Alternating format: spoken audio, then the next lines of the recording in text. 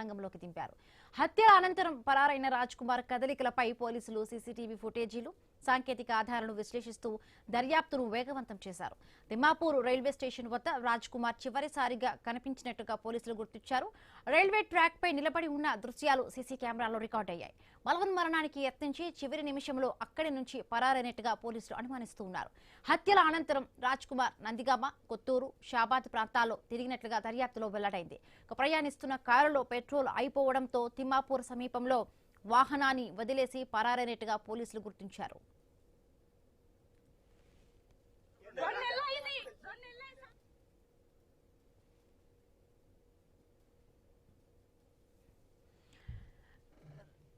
నిన్న ఒక ప్రత్యక్ష సాక్షి ఒక సమాచారం ఇచ్చారు. రాజ్ కుమార్ ని పోలీసులు అదుపులోకి తీసుకున్నారు. పోలీసులు అదుపులోనే కూడా రాజ్ కుమార్ ఉన్నారంటూ కూడా చెప్పిన నేపథ్యంలో ఇవాళ ఇంకా నిందితుడు రాజ్ కుమార్ ఇంకా దొరకని నేపథ్యం కనిపిస్తోంది.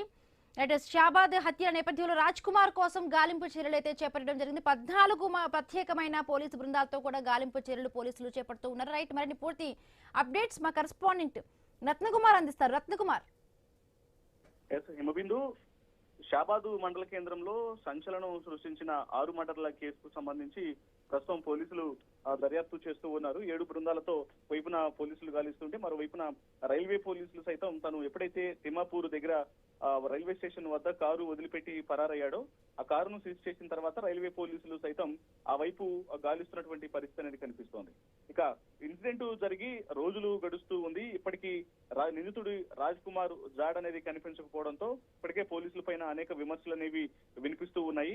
ఇంత పెద్ద ఇన్సిడెంట్లు అనేవి ఈ మర్డర్లు జరగడానికి పోలీసుల నిర్లక్ష్యం అనేది ఆ కారణంగా తెలియజేస్తూ ఉంటే వైపున అనేక మంది దీనిపైన విమర్శలు గుప్పిస్తుంటే ఇప్పటికీ కూడా నిందితుడిని పట్టుకోకపోవడం పైన ఇంకా పోలీసులు యొక్క వైఖరి పట్ల మరింత నిరసనలు అనేవి వ్యక్తం అవుతూ ఉన్నాయి. ఎందుకంటే 6 మర్డర్లు చేసిన తర్వాత సిపి తరుణ్ జోషి మాట్లాడుతూ నిందితుడిని సాధ్యమైనంత త్వరగానే పట్టుకొని కఠిన శిక్ష విధిస్తామని తెలియజేశారు. 7 బృందాలను నియమించాము, గాలిస్తూ వాళ్ళని పట్టుకునేటువంటి త్వరగానే పట్టుకుంటామని తెలియజేసినప్పటికీ కూడా రోజులు గడుస్తున్నా సరే ఇప్పటికీ నిందితుడి జాడ అనేది కనిపించలేదు.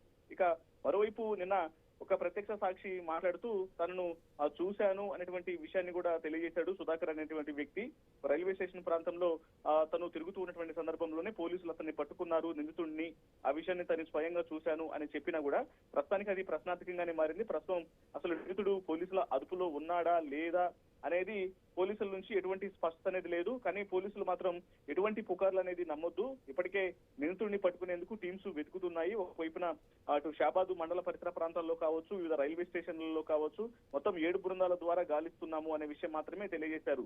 అలాగే 2 లక్షల రూపాయల రివార్డును ప్రకటించారు. అతన్ని ఎవరైనా ఆచూకీ తెలిసి అప్పజెబితే మాత్రం ఖచ్చితంగా వారికి పేరు బయట పెట్టకుండా 2 లక్షల రూపాయల రివార్డును అందిస్తాము అనే విషయాన్ని పోలీసులు స్పష్టం చేశారు. కానీ ఇప్పటికీ నిందితుడి జాడ ఎక్కడా అనేది ప్రశ్నార్థకంగానే మారింది. మరి పోలీసుల అదుపులో ఉన్నాడా, అసలు పోలీసులు పట్టుకున్నారా, లేకపోతే నిందితుడు ఇంకా పరారీలో ఉన్నాడా అనేది తెలియాల్సి ఉంది.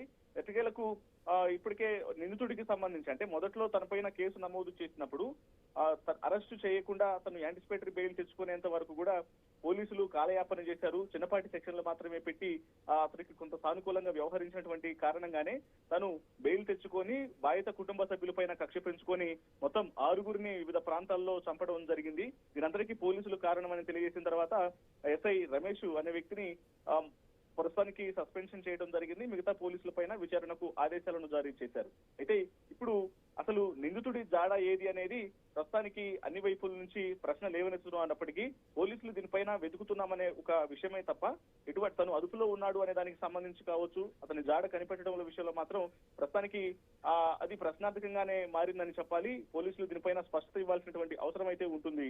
Himabindu. Right, thank you Ratnakumar.